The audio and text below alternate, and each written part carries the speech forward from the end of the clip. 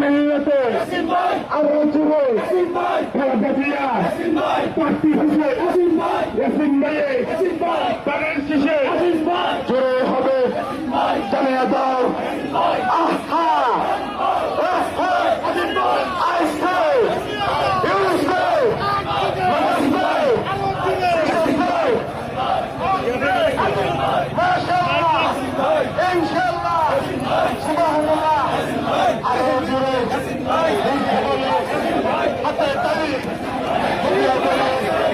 সামনে পিছনে